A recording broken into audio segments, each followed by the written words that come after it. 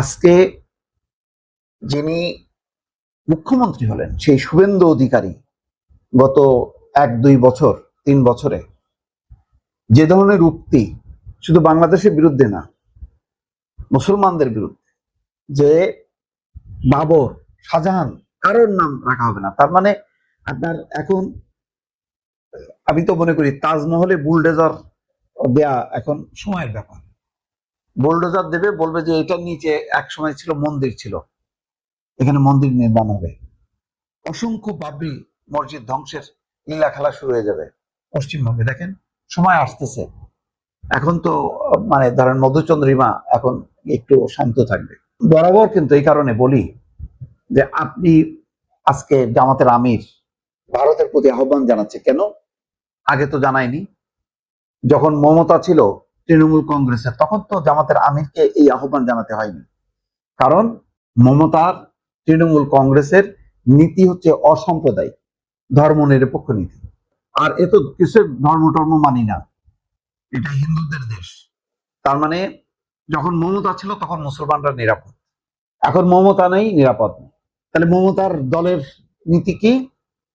ধর্মনিরপেক্ষ নীতি, অসাম্প্রদায়িক নীতি।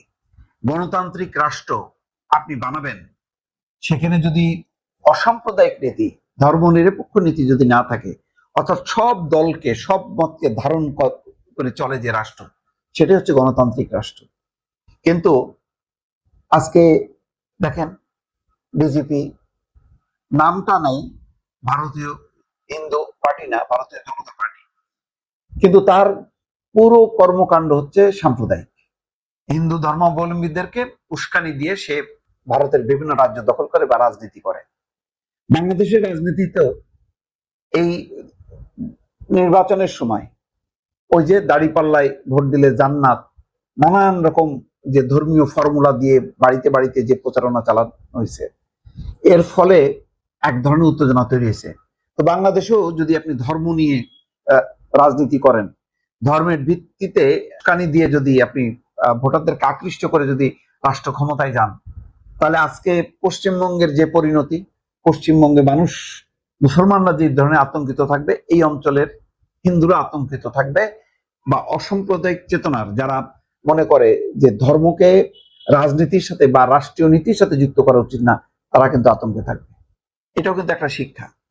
সুতরাং বাংলাদেশেও কিন্তু আমরা এই নির্বাচনের সময় দেখলাম যে জামাতের পক্ষ থেকে বারবার ধর্মীয় উন্মাদনা তৈরি করা হচ্ছিল, যে মানে জামাত ইসলাম ক্ষমতা আসা মানে হচ্ছে এখানে ইসলাম কায়েম হবে, এমনকি ইসলামিক রাষ্ট্র কায়েম করা হবে। আপনি শাহবাগে দেখেন, হিজাব পরা মেয়েদের স্লোগান দেখেন, অশ্লীল স্লোগান দিচ্ছে, তারপরেও তারা এটা মনে করে যে এটাই বোধহয় ইসলামের মূল স্লোগান।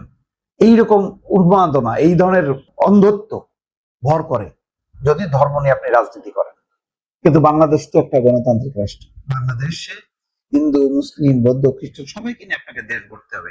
সেখানে আপনি একটা ধর্মীয় নাম নিয়ে আপনি রাজনীতি করবেন এবং বলবেন যে ইসলামী রাষ্ট্র কায়েম করবেন, আপনি কি বলে শরিয়া আইন প্রতিষ্ঠা করবেন, তাহলে তাহলে এখানেও অশান্তি হবে, ওখানেও অশান্তি হবে। ওখানকার অশান্তির, পশ্চিমবঙ্গের অশান্তির ছাপ পড়বে বাংলাদেশে। বলছে না যে 1.5 কোটি হিন্দুকে রক্ষা করতে হবে শুভেন্দুর অধিকারী, তার মানে হিন্দুদেরকে আলাদা করে ফেলতেছে। মুসলমানরা যে ভারতীয় হইতে পারে এই বিভাজনটা আর থাকছে না। যখনই আপনি ধর্মের ভিত্তিতে বিভাজন আনবেন, আপনার শান্তি থাকবে না। কারণ ধর্মভিত্তিক রাষ্ট্র আপনি যখনই করবেন তখন গণতন্ত্রকে কবর দিতে হবে, তখনই আপনাকে অশান্তি হবে। আর বিশেষ করে এই অঞ্চলে যেখানে হিন্দু, মুসলিম, বৌদ্ধ নানান ধর্মের বসবাস, সেখানে আপনি একটা নির্দিষ্ট ধর্মের উপর ভিত্তি করে রাজনীতি করবেন, রাষ্ট্র প্রতিষ্ঠা করবেন, সেটা হবে না। সেটা বিজেপি করতে যে দেখেন এখন জামাতের আমিরও পর্যন্ত উদ্বিগ্ন, আতঙ্কিত, যখন মুসলমানদের কি অবস্থা হয়। তাহলে এখানে যদি ধর্মের ভিত্তিতে যদি জামাত যদি রাষ্ট্র ক্ষমতায় আসে, তাহলে হিন্দুরা আতঙ্কিত হবে না? এবার হিন্দুরা কি জামাতকে ভোট দিয়েছে? দেয় না কেন? কারণ আপনি তো আপনার রাজনীতিতে, আপনার দল, আপনার রাষ্ট্রে তো হিন্দুদের কোনো অবস্থান থাকছে না, কারণ তার অধিকারিত্ব নাই। আপনার লক্ষ্যই তো হচ্ছে ইসলামিক রাষ্ট্র আপনি প্রতিষ্ঠা করবেন। সুতরাং এটাও একটা শিক্ষা হলো যে ধর্মকে কখনো রাজনীতিতে, ধর্মকে কখনো রাষ্ট্রীয় নীতিতে টেনে আনা উচিত না। ধর্ম হচ্ছে মানুষের ব্যক্তিগত সম্পত্তি, ব্যক্তিগত আচার ব্যবহার, তার মূল্যবোধ, তার পবিত্রতার একটা অংশ। এটাকে টেনে নিয়ে আপনি একটা রাষ্ট্রে যখনই ঢুকাবেন তখন রাষ্ট্রের অন্য ধর্মের যারা, তাদের মধ্যে প্রতিক্রিয়া তৈরি হবে। যেখানে সংখ্যা গরিষ্ঠ যে ধর্ম অবলম্বী থাকবে, তারা যদি ওই ধর্মের ভিত্তিতে যদি রাষ্ট্র প্রতিষ্ঠা করতে থাকে, তাহলে অন্য ধর্মের এরা তারা ডিপ্রাইভ হবে।